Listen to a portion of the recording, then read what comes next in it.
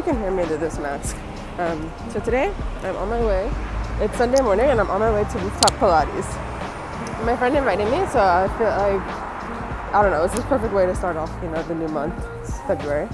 After 21 days of quarantine, it was like, I don't know, I realized that I need to start appreciating my time in Hong Kong more, and just, I don't know, appreciating that I'm here, that I get to do things. It's not like that everywhere. So yes, we are off to,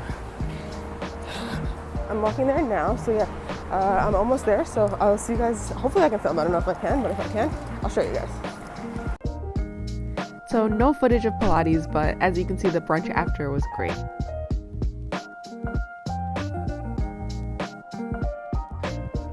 So something very common that you'll see during Chinese New Year are these red signs on doors, businesses, like everywhere you can imagine, right, as decorations. And typically what you would see is Fu, so it's like the Chinese character for good luck and fortune. I'm probably mispronouncing that, but you know what I mean. And historically, families would place these signs on their doors upside down, believing that it would cause fortune and blessings to just kind of flow down into the house. And today they have all different types of blessings and messages on them. My friend is actually having this one made for someone, and they're just something you'll see for Chinese New Year.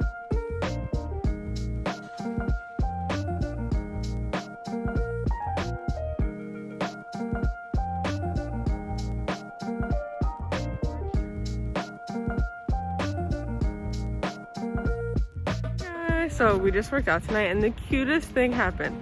So I'm on this little bar trying to do my modified pull-ups because I'm not on Mr. Olivia's level yet. But there were these kids like playing in the area, obviously. And this little girl, she was so cute. She literally was so tiny. She had the cutest little red face mask, and she came up to me and was like, "Can I play on your bar?" And it was so cute. And I was like, "Of course." And I just like moved to the side, right? She was so cute. She was playing, and then she ran and got her purse. She had like this little like Hello Kitty purse, I think, and was like, "Hey, I want to give you my candy." And I was like, "What?" Like I didn't know what she was talking about. She came back, and she had one in her bag, and she handed it to me. It was so cute. So she shared with me because I shared with her. It was just the cutest thing ever. That made me so happy. Highlight of my workout, clearly. So yeah, I just wanted to share that with you guys. I just finished working out. We just finished working out. This is what the view is like. It feels like it's about to rain. But yeah, adorable. Kids are so cute. So more decorations. If you can imagine, Chinese New Year is like bigger than Christmas, bigger than any Western holiday that you can imagine. It's just so over the top, such a festive and just like really beautiful time. So here's some decorations at one of my favorite malls in Hong Kong, Pacific Place. Just a really beautiful place to come and take pictures, and it's really gorgeous, as you can see.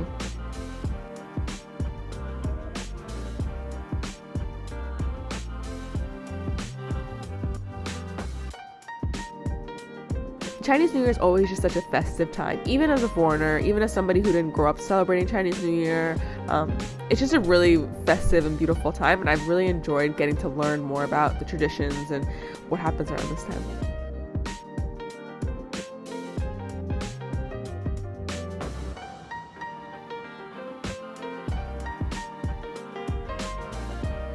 The iconic Hong Kong skyline never gets old.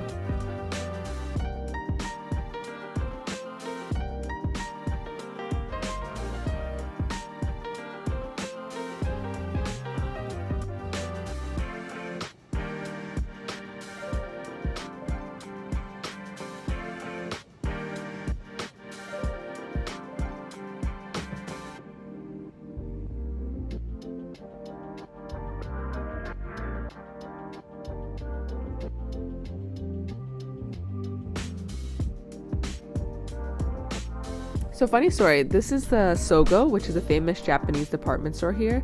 I've never seen the sign in Japanese before, only English, so I thought that was interesting.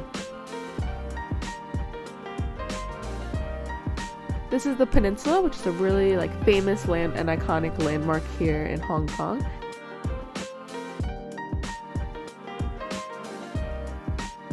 Very famous, very British hotel. They have restaurant, shopping, a few things, and beautiful decorations.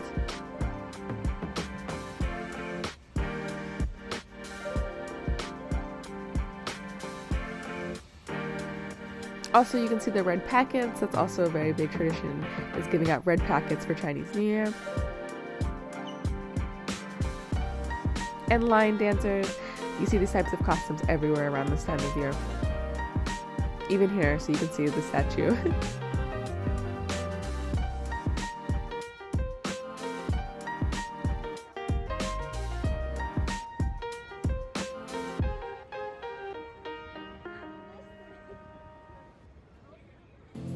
This is K11 Musea, which is a beautiful, beautiful mall here in Hong Kong, in TST.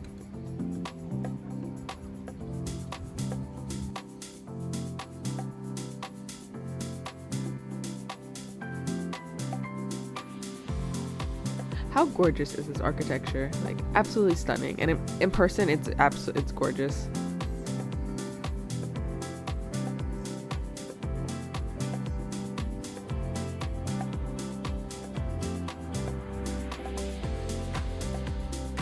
So this year, Chinese New Year actually coincided with Valentine's Day, and obviously Valentine's Day was completely overshadowed. But Mr. Olivia took me for tea for Valentine's Day here at Fordham and Mason at K11 Musea. It was so beautiful.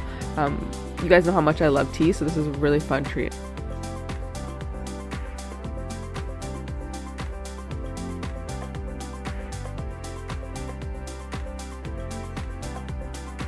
One thing that I really liked about this tea set in particular was that all of the sandwiches and scones were refillable. So even if you ran out of something, it was kind of just like endless. I really enjoyed that. It's not typical for tea, at least in Hong Kong. And I'm not sure if it was just for this holiday weekend, but highly recommend tea at Fordham and Mason if you're ever in Hong Kong.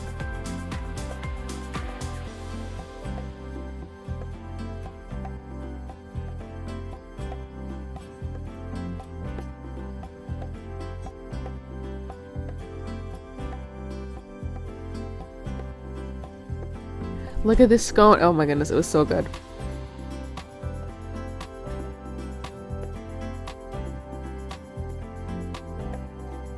And see, you have like the little fortune on top. So cute. Literally on top of the pastry.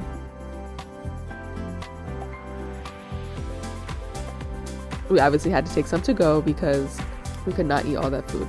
It was delicious though.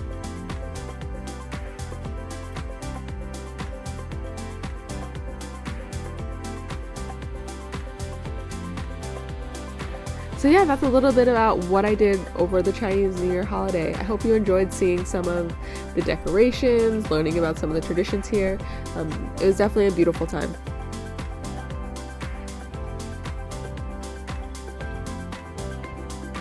Thank you so much for watching, and I'll see you in the next video. Bye!